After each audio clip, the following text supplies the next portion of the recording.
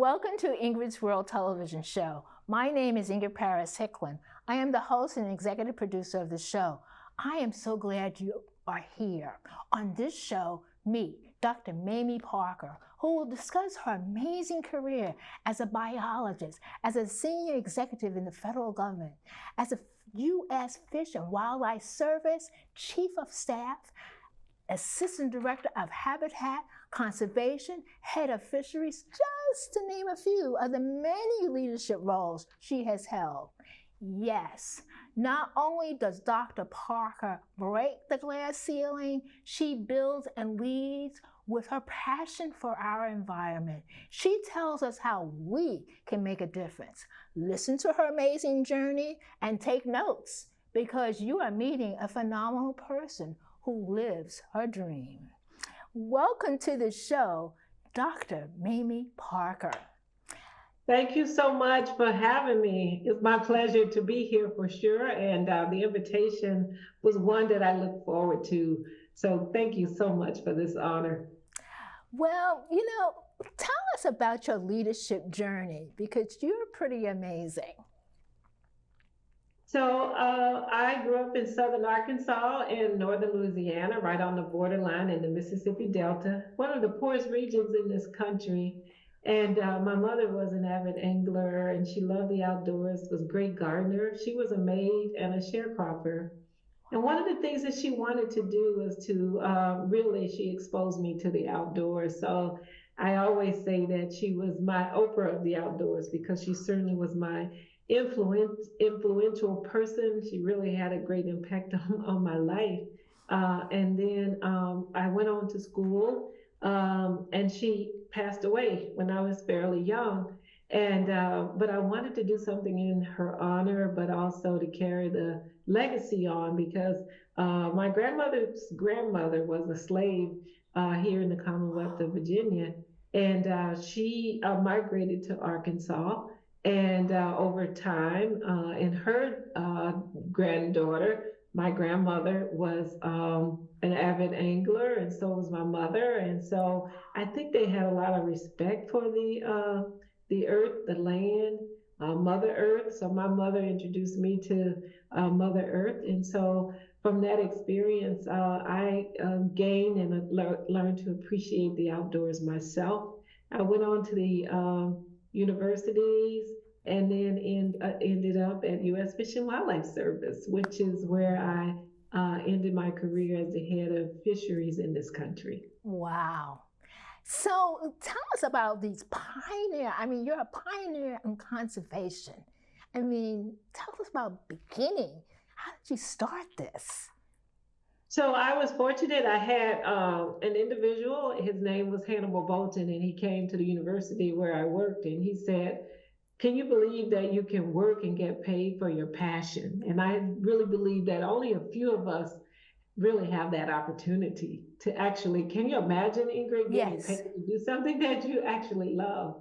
And so he introduced me to U.S. Fish and Wildlife Service, and I started on my journey there as an intern in Wisconsin. Moved around throughout the Midwest, for the most part, in the Great Lakes, and then moved to Georgia, and then here to the D.C. area and up to Massachusetts before coming back here to the Midwest.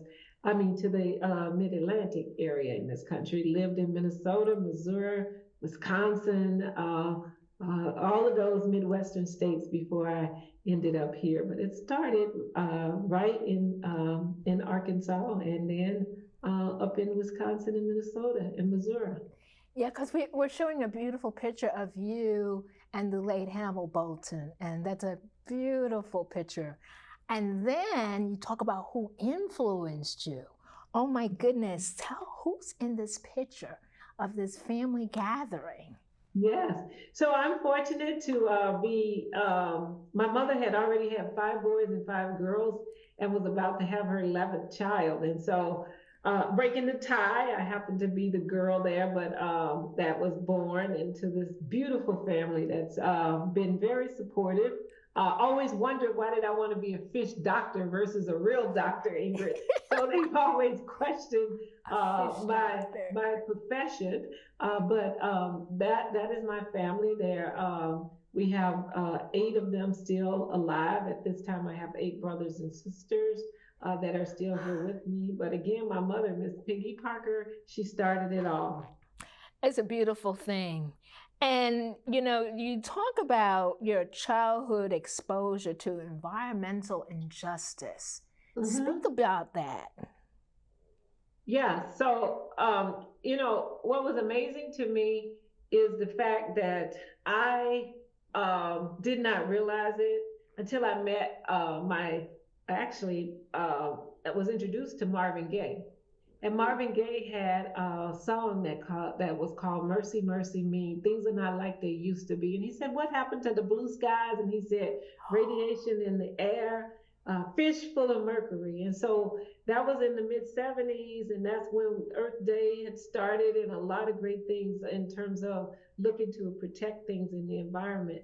And so I discovered after reading around that I was exposed, my brothers and sisters, and many people in my rural community in Arkansas were exposed to DDT and other chemicals that were used in the cotton fields of Arkansas, but also we had a lot of paper mills in that area. So we were exposed to both air quality, air pollution, as well as pollution in our water. And so that's what motivated me to say, this is something that I want to do more of. However, I saw no role models, had no one that was actually doing it. So I had to discover it another way. And thank goodness I had the privilege of working at U.S. Fish and Wildlife Service and addressing some of the environmental injustices that happen in communities where people do not have their voice to speak for themselves.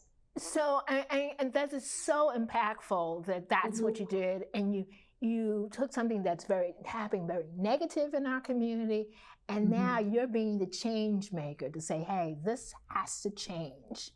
Part of that, you talked about EPA's efforts in the Hudson cleanup. What was that about? Well, I'm sure you can relate to this, being from New York yourself. Absolutely. The Hudson River being one of those rivers that's so important, a great tributary itself. And working at U.S. Fish and Wildlife Service as the head of the Northeast region, which includes the 12 states, northeastern states from Maine down to Virginia, one of my responsibilities I had was to work closely with contaminant biologists that were working to look at what was going on in the Hudson River and how they could clean it up. For years and years, from the 1940s all the way up until recent years, General Electric placed a lot of contaminant parts along into the floodplain of the Hudson River. And my job was to work with them to assess the damages that were associated with the fish and wildlife in that area and the water quality, because over time the water became very polluted. It meant that the commercial fishermen could no longer fish or sell their fish. And so it really had an impact on the economy and the people and their livelihood. But it also had a lot of impact on natural resources. And so our job was to assess that and then sit down and negotiate with the federal agencies as well as the actual company to determine how they could mitigate or compensate for those losses associated with those natural resources to clean it up. The largest cleanup project in this country, in the history of this country, was the Hudson River cleanup, and they're still working on it. And they're still working on it. Okay, Mamie, what you have just said, this gives me chills, because that is so important. And what wonderful work that you're doing that to clean that river up. Oh, so my next question is, how can bees save us? Because how can they save our environment? What is that? Because we have a slide that we're showing. about that. Okay, so you have a slide that you're showing, and I always talk about pollinators, and bees are pollinators, butterflies are pollinator, particularly the monarch butterfly, among others. And basically, plants cannot reproduce by themselves. They can't get up and walk over to the next plant and say, hey, let's have more plants. So we have to have other animals and the wind and human beings to help pollinate those plants.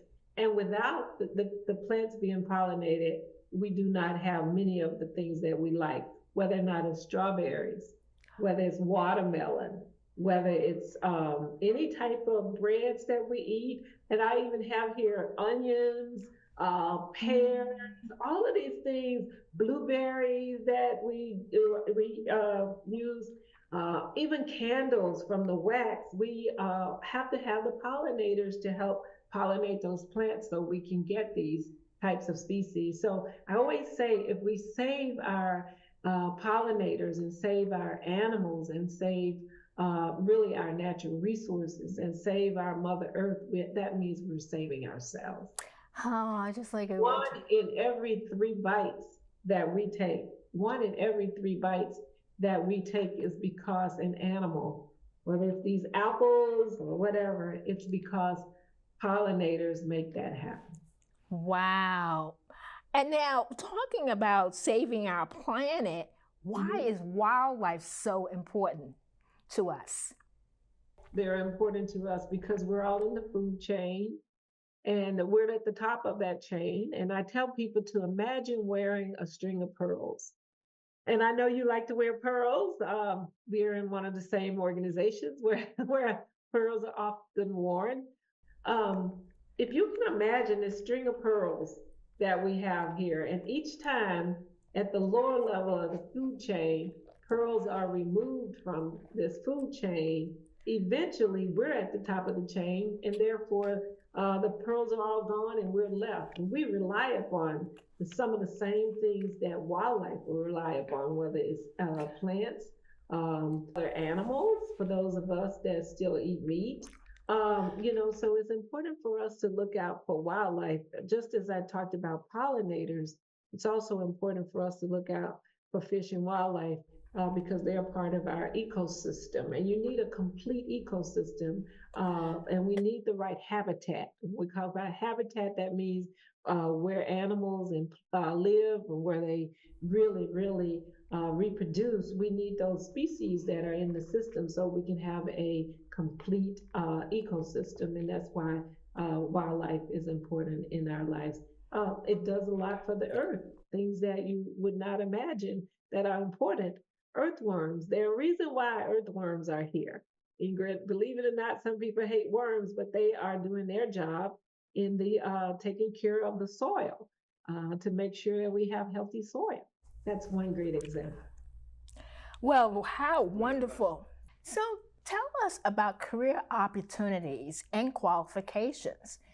If someone wants to pursue about being a biologist, and I love what you said, fish doctor. I never heard that expression before, but I'm loving it. Versus real doctor, right? Well, it's very important. So, absolutely. So first of all, let's look at the statistics. The Department of Labor indicated that we need over the next between now and 2020, 2030, we're going to see an 8% increase in the number of jobs in conservation and the environment. So, and it's one of the leading categories of jobs that will be available. And so if they're going to be there and people are looking for it, it's an emerging career opportunity, particularly for Black and brown people too, because we have to make sure that our workforce is a reflection of our community. But I strongly believe in cultural competency. And so in order for us to reach out to and reach out to communities of color to tell some of the stories that I'm telling now, sometimes they resonate better coming from people that look like us and talk like us. And so job opportunities are there for sure.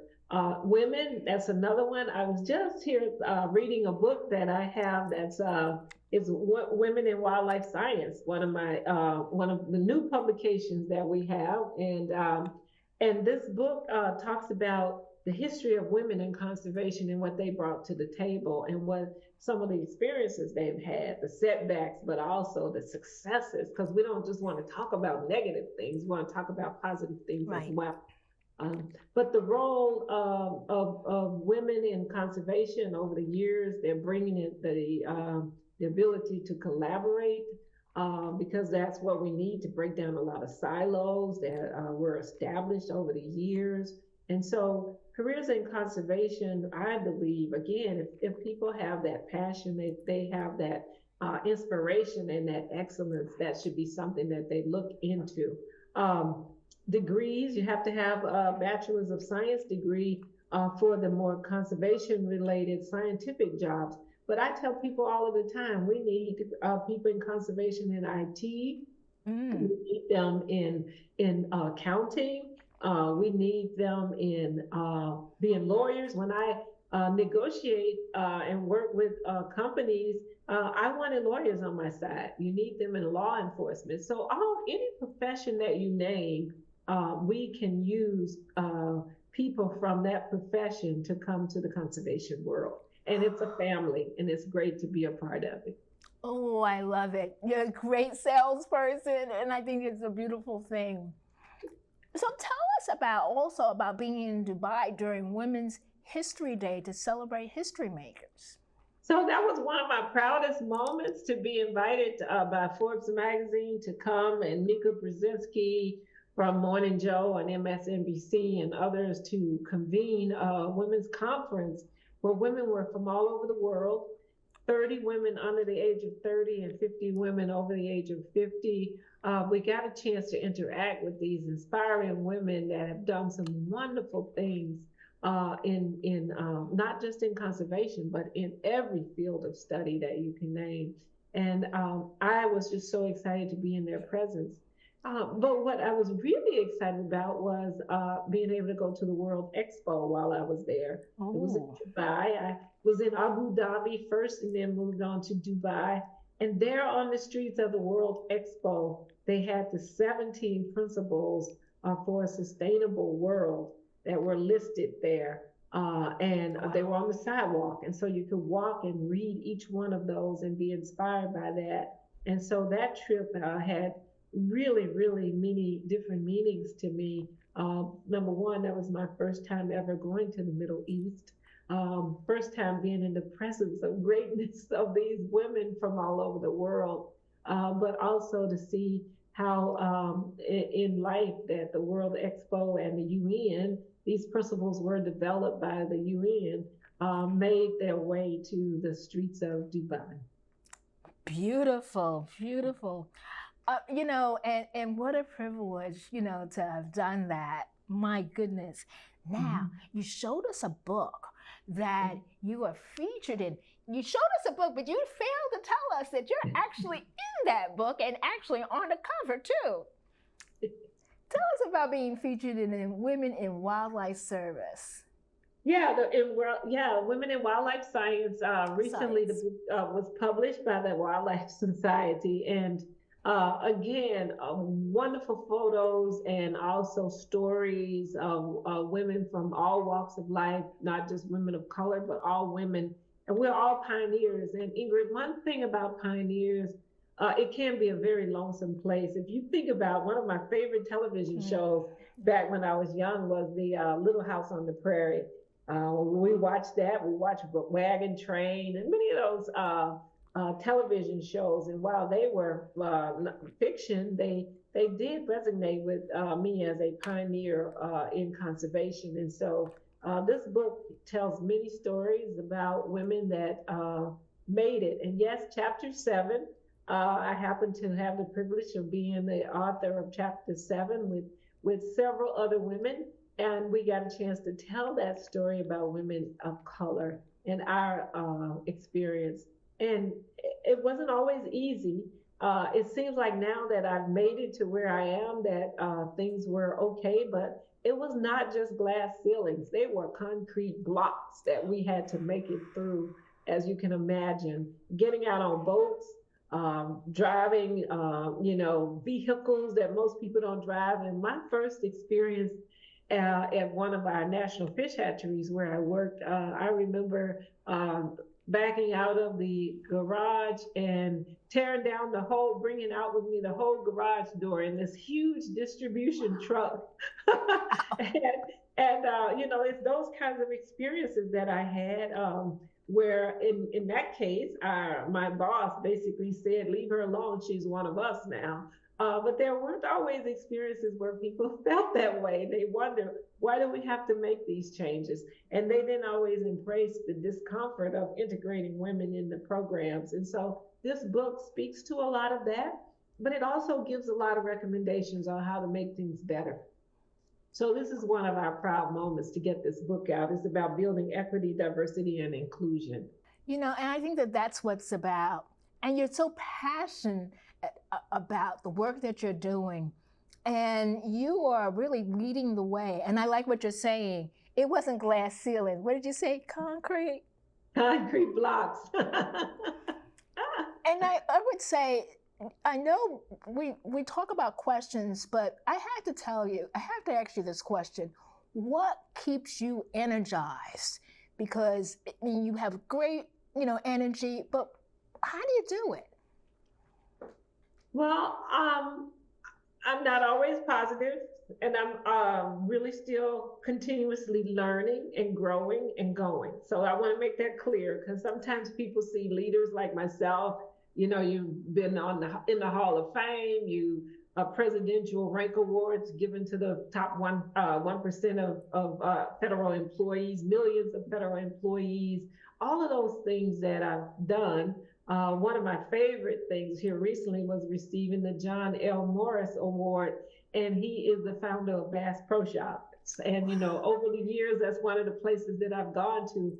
And I recall him calling me up here in my home, saying, "Congratulations, you won this award." And then he talked about in his congratulatory video to me about all of the individuals that in my profession that are doing great things in conservation. And so, Ingrid, that motivates me to know that side by side, shoulder to shoulder, arm to arm, that back to back, I have all these great conservation leaders that are there doing the same thing that I'm doing, making those same sacrifices. My family motivates me. My beloved husband, I recently remarried, motivates me as well. My late husband, he introduced me to Ben Franklin, and Ben Franklin had a quote that said, "What good have I done this day?" And so I think we have to be motivated every day by asking ourselves that question: what good have I done this day? And he passed away over 15 years ago. And, he, on his dying bed, spoke to me and encouraged me to keep going and growing and fighting the good fight, particularly when it comes to toxic waste sites in this country, when we talk about fish advisories in our American streams. And I'm motivated by that. But I also live near the Potomac River, not too far away from here. In fact, I can walk to the river from my house. And so I'm motivated by the fact that I can still, in a country like this that's divided in so many areas, we haven't come together where we need to. We all have respect for natural resources, no matter what political party we're in. That's right. No matter where we come from. And so I'm motivated when I get a chance to spend some time outside and enjoy this wonderful earth of ours. Well, wonderful. It's been such a privilege for us to have you on the show. And we're showing this big clip that's showing where we can stay up to date on Dr. Mamie Parker and get all the great information. You are doing things all the time. Right now you're a commissioner and doing public speaking and traveling all over the world. So we want to be helping children. Helping children. And helping children. especially those that are members of the Nesby Junior that the Links Incorporated works with. Yay! Yeah, all of those great things are important. That's our next generation of conservationists for sure. Well, thank you, Dr. Mamie Parker, for being on Ingrid's World to discuss your amazing journey. Thank you so much for your hard work and sacrifice. My inspirational quote is from Dr. Mamie Parker. I can, I will, I must. Go work your dreams. What fun it was to produce this television show. Connect with me on Facebook at Ingrid's World and follow the show at Ingrid's World VA in X and Instagram. Never miss an episode of Ingrid's World because the show is on Ingrid's World LLC YouTube channel and ingridsworld.org. Thanks for watching.